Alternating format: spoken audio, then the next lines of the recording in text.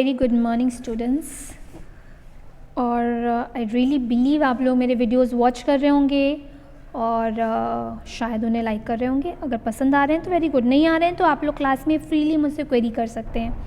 So let's move on. आज हम third part पढ़ रहे हैं। थर्ड पार्ट हमारा शुरू होता है जहाँ पे आपके सामने फिगर 4 मेंशन है पोट्टी श्री रामुलू को लेकर।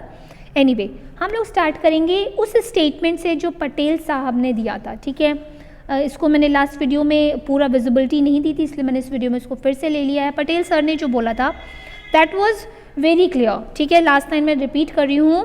We have applied this test, which test, linguistic provinces वाला जो पीछे हो चुका है ऑल्सो, लेकिन किसी भी तरीके से उसे सपोर्ट नहीं मिला था क्योंकि कहीं ना कहीं जो प्रीवियस एक्सपीरियंसेस थे जो डिवीजन के on the basis of religion वो अच्छे नहीं थे।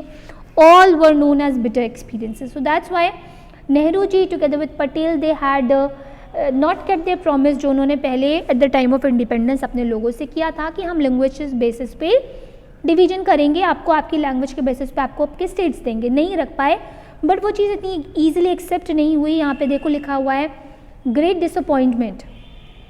लोगों ने, चाहे वो कन्नड़ स्पीकर हो, मलयालम स्पीकर, मराठी स्पीकर, सब ने बोला कि उनको अपनी भाषा वाला एरिया चाहिए, भाषा के हिसाब से उन्हें डिवीजन चाहिए। और यहाँ तक इसको इतना ज़्यादा आगे बढ़ाया गया कि देखो यहाँ पे लिखा है when Nehru ji went to campaigning there during the general election in 52, he was met with black flags with slogans demanding we want Andhra। यानी लोगों ने आंध्रा की डिमांड करनी शुरू कर दी। और अक्टूबर में एक वेटरन गांधीयन थे, वेटरन गांधीयन यानी कि बहुत लंबे समय से जो गांधीयन रूल्स को फॉलो कर रहे हैं, जिनका नाम था potty Shri Ramulu, went on hunger strike. और उन्होंने आंध्रा की डिमांड कर दी। तेलुगु स्पीकर के साथ में उन्होंने हर मराठी स्पीकर, सब लोग उनको सपोर्ट कर रहे थे। फास्ट चलता रहा, वो उन्होंने हंगर स्ट्राइक पे वो बैठे रहे, बंद हो गए, हड़ताल चलती रही और बहुत लंबा ये हड़ताल और सपोर्ट चला। बट इसका रिजल्ट बहुत ही ज़्यादा पैनिक था क्योंकि ऑन December 50, 1952 में 58 डेज़ के बाद में पोट्टी श्री रामुलू की डेथ हो जाती है। और जब ये न्यूज़पेपर में ये न्यूज़ प्रिंट होती है तो पूरा जो आंध्रा होता है वो एक क्योस में, एक दर्द में चलाता है, एक हिंसा फैल जाती है, प्रोटेस्ट चल जाता है पूरी जगह पर। लोग उसको एक्सेप्ट नहीं करते हैं इस डेथ को, और अल्टीमेटली गवर्नमेंट को इस डिमांड को फुलफ़िल करना पड़ता है। सो ऑन 1 अक्टूबर 1953, अंडरलाइन कर लीजिए, आंध्रा सामने आता है एक नया स्टेट बनकर, जो कि आज हमारे सामने किस नाम से जो नोन है, which is known as Andhra Pradesh. ठीक है, it is not desh, it is a pradesh. ठीक है, और जैसे ही आंध्रा बनता है 53 में, वैसे ही दूसरी लिंग्विस्टिक कम्युनिटीज़ डिमांड करती हैं कि उनको भी स्टेट दिया जाए। और ऐसे शुरुआत होती है अलग अलग बाउंड्रीज़ की, फिजिकल बाउंड्रीज़ की। 56 में एक रिकमेंडेशन आता है डिस्ट्रिक्ट और प्रोविंशियल बाउंड्रीज़ का, जो कि कौन कौन सी प्रोविंसेस होती हैं अंडरलाइन कर लो। Assamese, Bengali, Oriya, Tamil, Malayalam, Kannada and Telugu speakers. ठीक है, हिंदी स्पीकर्स के लिए नॉर्थ का पोर्शन होता है। बाकी 1960 में भी बॉम्बे एक बाइलिंगुअल स्टेट के फॉर्म में फिर डिवाइड होता है, मराठी और गुजराती स्पीकर्स में। 66 में पंजाब डिवाइड होता है, पंजाब और हरियाणा में, जिसमें जो मैक्सिमम 6 होते हैं। बाद में पंजाबी और हरियाणवी यानी वर्जन्स पे ये आगे डिवाइड हो जाता है। तो इस तरह से अलग अलग नेशंस के अंदर डिवीजन शुरू हो जाते हैं after getting Andhra into effect. ठीक है, तो ईयर के साथ में स्टेट्स का नाम याद रखिएगा कि ये सब क्वेश्चंस में रेज हो सकता है, अंडरलाइन करते हुए चलिएगा। ठीक है, नाउ प्लानिंग फॉर डेवलपमेंट। अच्छा, इस पेज के पहले 3 मैप्स हैं, ज़रूर से उनकी स्टडी करिएगा। यहाँ पे टोटल डिफरेंस आपको दिख रहा है, आई एम श्योर आप लोग को समझ में आ जाएगा। ठीक है, प्लानिंग फॉर डेवलपमेंट।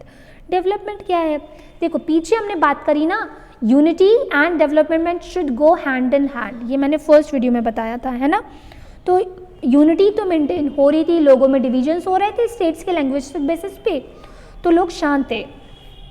अब बारी आती है डेवलपमेंट की। कौन सा डेवलपमेंट है? तो बात हो रही है building, modern, technical and industrial base की, है ना। ऐसा डेवलपमेंट उनको चाहिए। तो कैसा होता है, 1950 में गवर्नमेंट सेट करती है प्लानिंग कमीशन को, जिसका काम क्या होता है, to design execute suitable policies for economic development. तो सबसे पहला जो एक मिक्स्ड इकोनॉमी मॉडल आता है विच इज़ एक मॉडल आता है which is known as mixed economy model. ठीक है, इसमें मिक्स क्यों कहा गया, क्योंकि इसमें स्टेट और प्राइवेट सेक्टर दोनों मिल के काम करेंगे।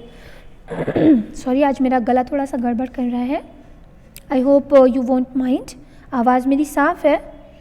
और क्या काम था इस इकोनॉमी मॉडल का, प्लानिंग कमीशन का क्या काम था, अंडरलाइन कर लो, इंक्रीजिंग प्रोडक्शन, जनरेटिंग जॉब्स। और इसका कुछ और भी काम था, rules were to be, industries should be initiated by state which by market how to achieve a balance between different regions and states। ठीक है, ये था प्लानिंग कमीशन जिसका काम था, ये सारा काम किसका काम था, प्लानिंग कमीशन का काम था। सॉरी, ये हिलता रहता है, सिट नहीं बैठता, ये प्लानिंग कमीशन का काम था। और ऐसे ही सेकेंड 5 ईयर प्लान आता है 50 के बाद 56 में, 5 साल के बाद, यानी प्लानिंग कमीशन कितने साल का हो गया, 5 ईयर प्लानिंग कमीशन। ठीक है, तो 5 year second 5 year planning commission का क्या काम था, it is totally based on heavy industries such as steel and building on, I am so sorry for this roughness, steel and building on large dams. ठीक है, this focus on heavy industries and effort as at a state regulation of economy. ठीक है, हर तरह से second 5 year plan ने focus किया किस पर, डेवलपमेंट ऑफ हेवी इंडस्ट्रीज जैसे कि स्टील और लार्ज डैम्स का बनना, जिसमें कि पूरा इकोनॉमी एक पॉलिसी प्लान होती है जिसकी अप्रोच होती है कि जितने भी सपोर्टर्स हैं, चाहे वो सिटी को जितने भी उस चीज़ को सपोर्ट कर रहे हैं, पूरे 5 साल या डेकेड तक वो उसकी इकोनॉमी को मेंटेन कर पाए। लेकिन ये बात सबको समझ में नहीं आती है, सारे लोग इसको सपोर्ट नहीं करते हैं। क्यों नहीं करते, इन सारी चीज़ों को हम लोग नेक्स्ट वीडियो में स्टडी करेंगे, क्योंकि काफ़ी डीप जा रहा है, बट आई थिंक अभी हमारे पास टाइम है, हम इसको कंटिन्यू कर सकते हैं। तो सारे लोग इसको सपोर्ट नहीं करते। क्यों नहीं करते, क्योंकि कुछ लोग को लगता है कि हमारा मोटिव क्या होना चाहिए, एग्रीकल्चर होना चाहिए, क्योंकि इंडिया बेसिकली एक एग्रीकल्चर लैंड के नाम से नोन है। कुछ को लगता है कि हमें एनवायरमेंटल को हमने फोकस नहीं किया, कुछ को लगता है हमें प्राइमरी एजुकेशन को फोकस करना चाहिए। तो इस तरह से अलग अलग व्यूज़ आते हैं, जो इसलिए सारे लोग इस सेकेंड 5 ईयर प्लान को सब लोग एक्सेप्ट ईजिली नहीं करते हैं। ठीक है, यहाँ पे मीराबेन का स्टेटमेंट है जिसको हम लोग इतना फोकस नहीं कर रहे हैं यहाँ पर, मैं मतलब बता देती हूँ। उनका कहना ये था कि हम लोग को नेचर के साथ में बैलेंस करना है, it's our duty to balance all each and everything, क्योंकि हमें फिजिकली और मॉरली हर चीज़ के साथ में अपना एडजस्टमेंट करके चलना है अगर हमें डेवलपमेंट को फोकस करना है। ठीक है, ये this is the last page, the nation 60 years on. ठीक है, ये जो पैराग्राफ है, ये जो पेज है, लिखा गया है जब 60 साल पूरे हो जाते हैं।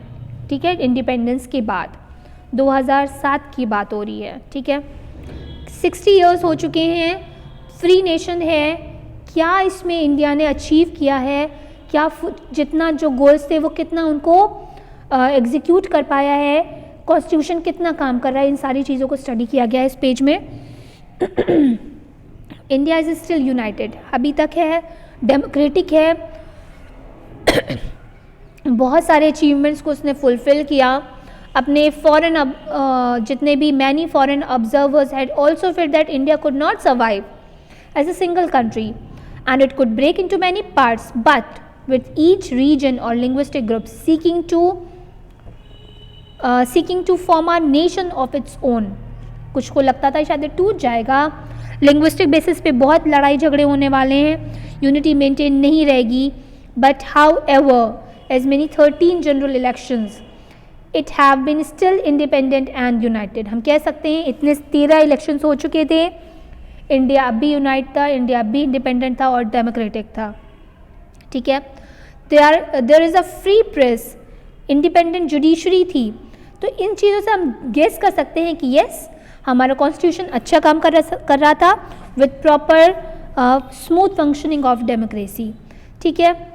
लेकिन अगर हम प्रॉब्लम्स की बात करें, जो नेक्स्ट पैराग्राफ प्रॉब्लम्स को दिखा रहा है, जो अभी तक इंडिया ने फेस करी, जो कर रहा था, विच इज़ डीप डिवीजन्स। किस तरह के डिवीजन्स थे?